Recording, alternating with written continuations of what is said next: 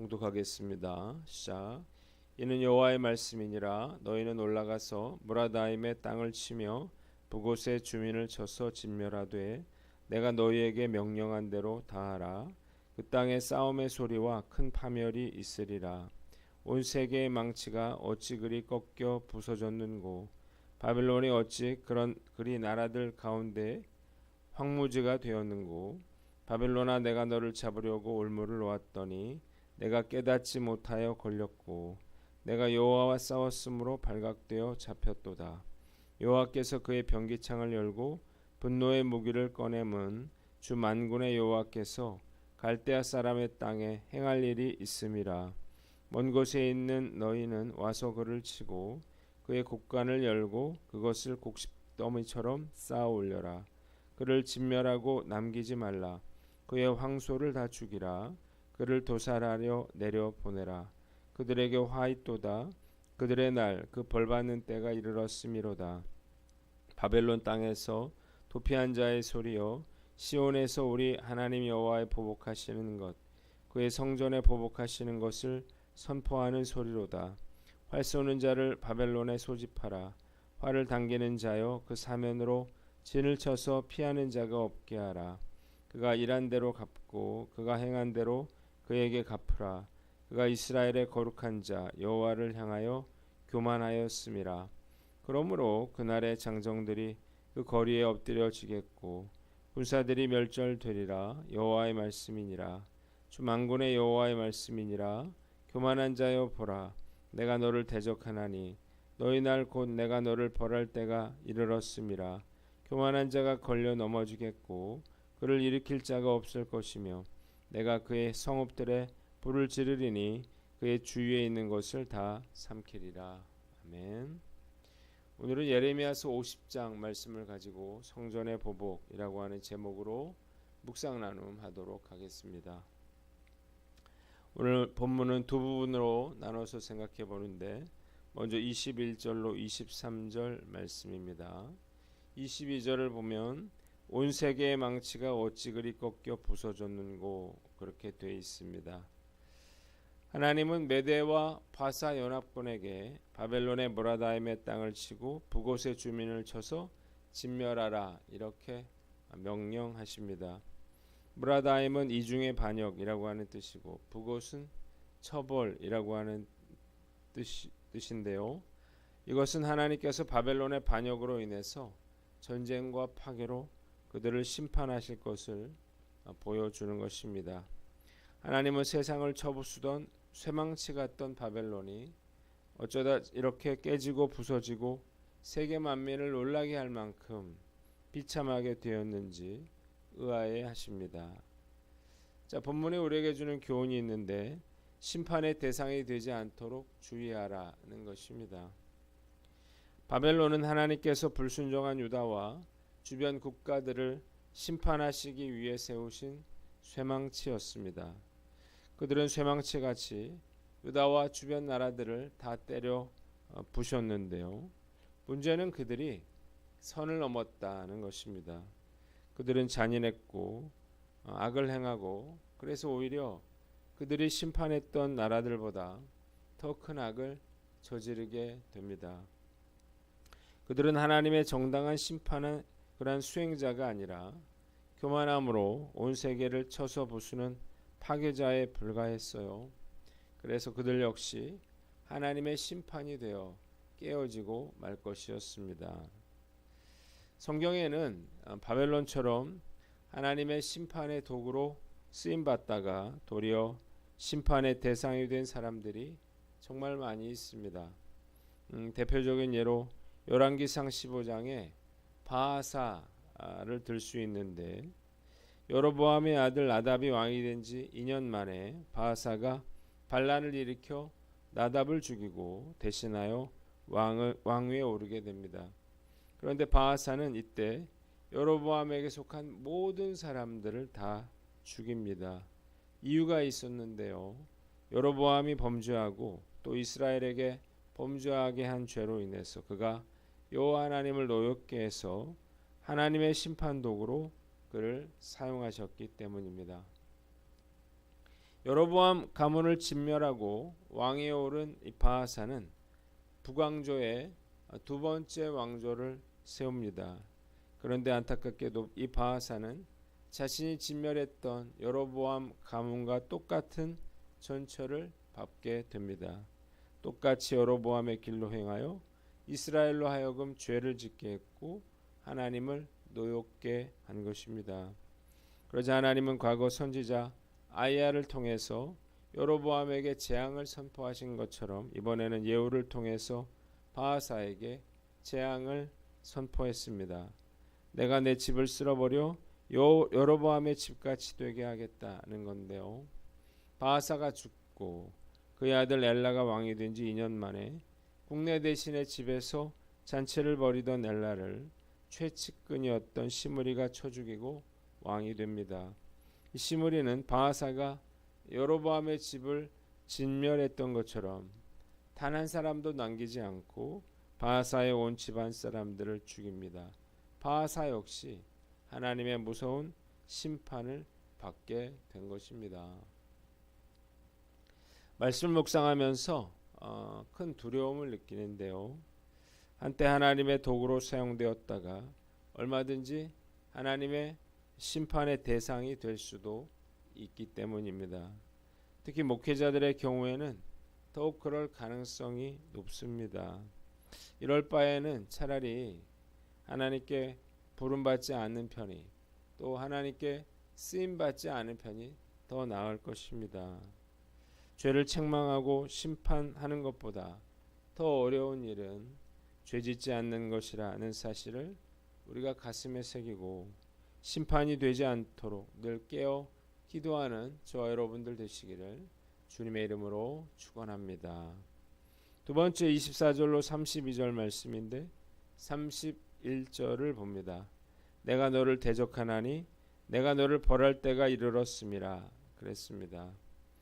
바벨론은 하나님이 쳐놓으신 덫에 걸린 그런 짐승 같은 신세가 되고 말았습니다. 이유가 무엇인가요? 그들이 하나님을 대적했기 때문입니다. 하나님은 무기 창고를 여시고 분노의 무기들을 꺼내십니다. 바벨론을 치시기 위함인데요. 하나님은 강력한 무기인 메대와 바사 연합군에게 명령하셨습니다. 바벨론에 쳐들어가서 그들의 곳간을 약탈하고 진멸하라는 것입니다. 심판의 날이 마침내 이르렀습니다. 28절 바벨론에서 탈출한 이스라엘 백성들은 하나님의 보복에 대해서 생생하게 증언할 것입니다. 하나님은 사방에서 군대를 소집하셔서 바벨론 성을 포위하고 한 사람도 빠져나가지 못하게 한 후에 그들이 했던 것과 똑같이 그들에게 갚아주라 이렇게 명하셨습니다.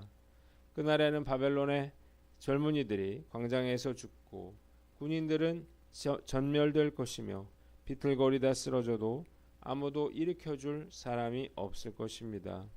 하나님은 바벨론의 성읍에 불을 질러 다 태워버리실 것이었습니다.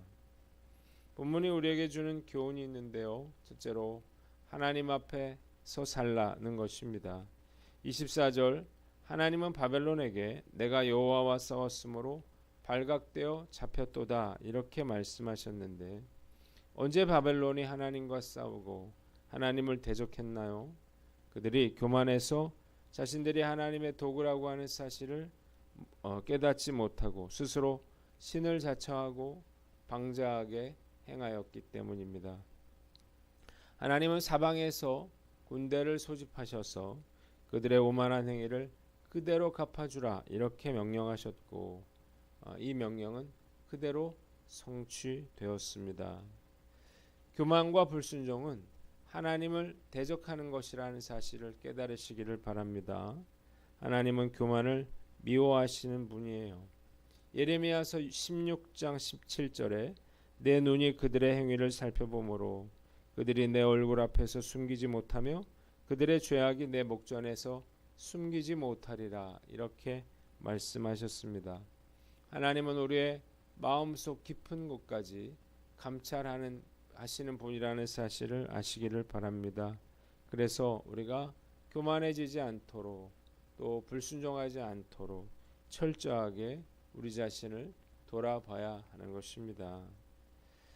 코람데오라고 하는 말이 있습니다. 신전의식, 즉 하나님 앞에서라고 하는 그런 뜻인데요. 우리가 대적하지 않기 위한, 하나님을 대적하지 않기 위한 가장 좋은 방법은 하나님 앞에서 하나님을 의식하고 사는 것입니다. 하나님 앞에서 살다 보면요, 하나님을 의식하며 살다 보면요, 죄 짓는 것이 불편해지고 죄의 자리가 불편해지고 죄 짓는 것, 말하는 것이 불편해지게 됩니다. 그래서 자기도 모르게 하나님을 대적하는 일을 피할 수가 있는 것입니다. 요즘 어디에나 CCTV가 설치되어 있어요. 자동차에도 블랙박스가 다 있죠. 그래서 행동거지를 조심해야 합니다. 무심코 한 행동이 사람들에게 알려져서 큰 망신을 당할 수도 있는 것입니다. 크리스천이라면 더욱 하나님 앞에서 살려고 노력해야 할 것입니다. 그러기 위해서는 하나님을 늘 의식하며 살아야 하는데요. 우리가 만일 이렇게 코람되어 신전의식을 가지고 살아갈 수 있다면 시간이 흐를수록 우리의 삶이 깨끗해지고 감사와 은혜가 넘치는 삶을 살 수 있을 것입니다.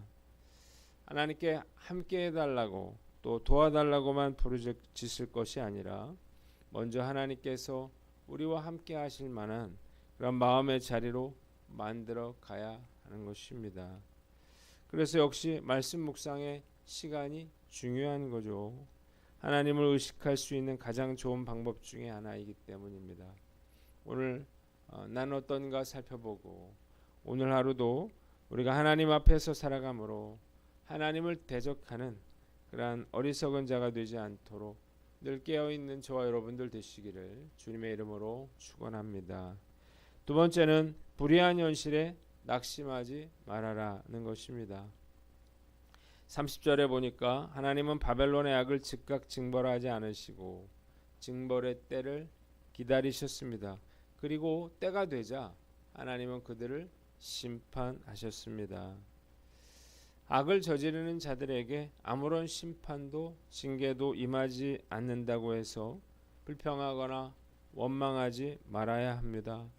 하나님께서 악을 즉각 징벌하지 않으신다고 해서 하나님이 악을 간과하신 것은 아니기 때문이에요. 하나님은 반드시 악을 심판하셔서 정의를 실현하신다는 사실을 믿으시기를 바랍니다. 다만 하나님께서 정하신 심판의 날을 기다리시는 것입니다.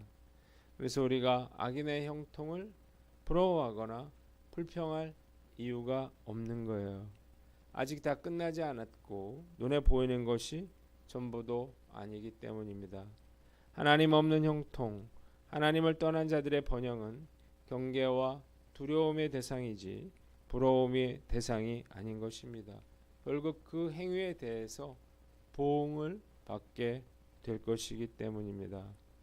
의인이 고통당하고 오히려 악인이 형통하는 듯한 모순된 현실 상황 속에서도 하나님의 주권적인 공의의 섭리는 계속되고 있다는 사실을 믿으시기를 바랍니다. 때가 이르면 하나님은 그들의 행위에 따라서 반드시 공의의 심판을 행하실 것입니다. 그래서 악인에게 복과 형통은 존재할 수 없습니다. 안개처럼 한순간에 다 사라지고 마는 것입니다. 하나님께서 가장 적절할 때에 그들을 벌하고 굽은 것을 바로잡으실 것이라고 하는 확신과 믿음을 가지고 하나님의 때를 인내로 기다리며 기도하는 저와 여러분들 되시기를 주님의 이름으로 축원합니다. 기도하겠습니다. 하나님 아버지, 우리가 하나님의 심판의 대상이 되지 않게 하여 주시고 하나님 앞에서 살되 불의한 현실에 대해 낙심치 않게 하여 주시옵소서.